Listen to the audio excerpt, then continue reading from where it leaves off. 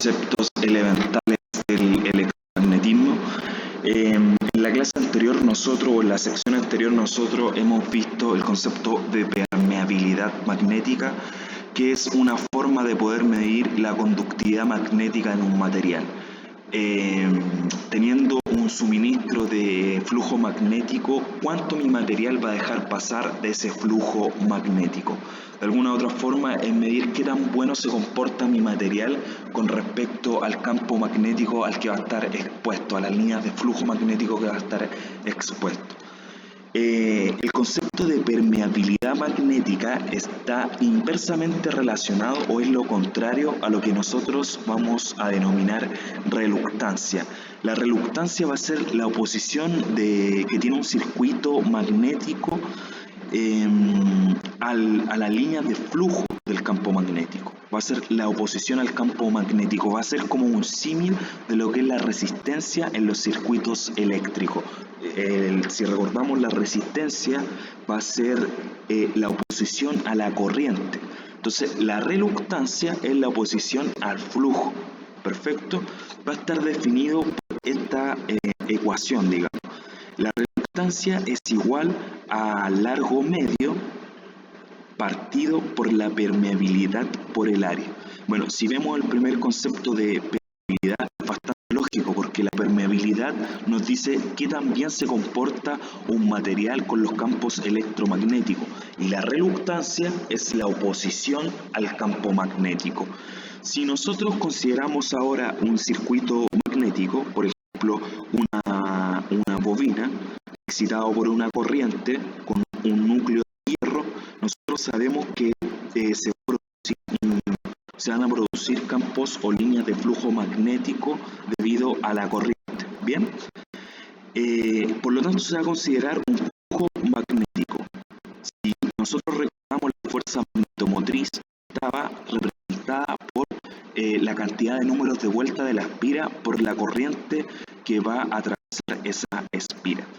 Si nosotros ahora nos damos cuenta, la fuerza magnetomotriz va a aumentar si se aumenta la corriente o si aumenta el flujo de electrones, si aumentan las vueltas de la bobina o si aumenta la corriente. Pero otra forma de poder aumentar la fuerza magnetomotriz o hacer que los campos magnéticos sean más intensos y mejores conducidos va a ser si, en vez del aire que hemos visto en todas las láminas anteriores, si por ejemplo la bobina que nosotros hemos visto,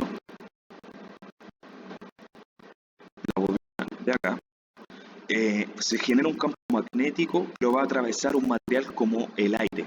Y nosotros nos dimos cuenta que cuando estudiamos la permeabilidad magnética, que hay una cantidad de la permeabilidad magnética en el aire. Entonces, una forma de poder aumentar la fuerza magnética o la intensidad de campo magnético sería colocar un material en esta zona o un núcleo que tuviera mejor permeabilidad magnética. Entonces, las tres formas de poder aumentar la fuerza magnetomotriz o la intensidad de campo magnético sería aumentar el número de bobinas, la corriente, o hacer que el núcleo de nuestra bobina sea de un material que tenga mejor permeabilidad.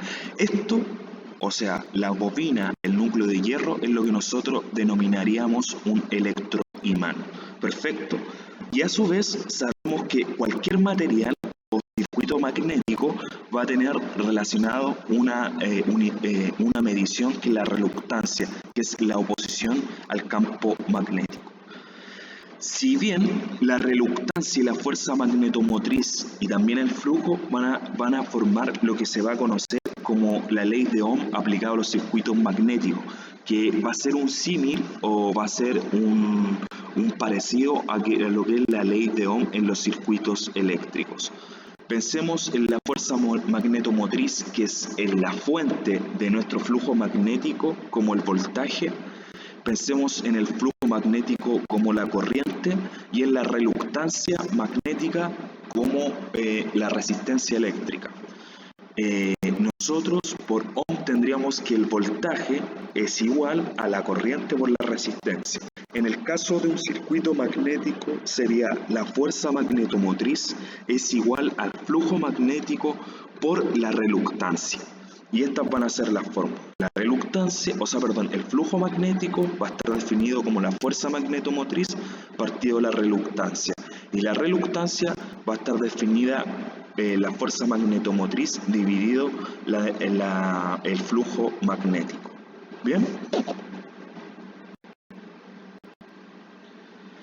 Otro concepto importante que nosotros tenemos que entender y nos va a servir el concepto que recién vimos de reluctancia o de oposición al campo magnético, a lo que se define como saturación magnética. Bien, esta saturación magnética afecta a todos los materiales. Bien, y lo que explica esta saturación magnética es que si nosotros aplicamos una fuerza magnetomotriz, por ejemplo, a un trozo de fierro, el flujo magnético que se va a producir debido a esa fuerza magnetomotriz va a tener una oposición que es la reluctancia. No obstante, si yo aumento el flujo magnético, aumentando la corriente, el número de espiras o la permeabilidad de ese material, en algún momento la reluctancia también va a ir creciendo. Y va a llegar un instante que por más fuerza magnetomotriz o mayor líneas de flujo magnético que aumente, la reluctancia no va a permitir el paso de más líneas de flujo magnético. O sea, va a llegar a un punto de saturación. El material es incapaz de dejar pasar más líneas de flujo magnético. Si vemos lo que estamos diciendo de saturación magnética, vemos que van a estar dos conceptos que ya hemos visto relacionados, que es la densidad de flujo magnético y la intensidad. La intensidad es la capacidad, ¿no es cierto?, que vamos a tener de magnetizar un elemento o un material que va a estar definido, o vamos a tener mayor intensidad de campo magnético si tenemos mayor corriente, si crece nuestro número de espiras o si la longitud de nuestro circuito magnético es más reducida. Vemos en la gráfica siguiente. Si recordamos, la densidad de flujo magnético va a ser el flujo magnético atravesado en un área. Podríamos decir que a mayor intensidad de campo magnético o a mayor producción de líneas de flujo magnético, mayor es la densidad de flujo magnético. Pero como decía, la saturación magnética va a ser un punto en que la reluctancia o la oposición a ese campo magnético creció lo suficiente para decir que aunque aumente la intensidad de campo magnético,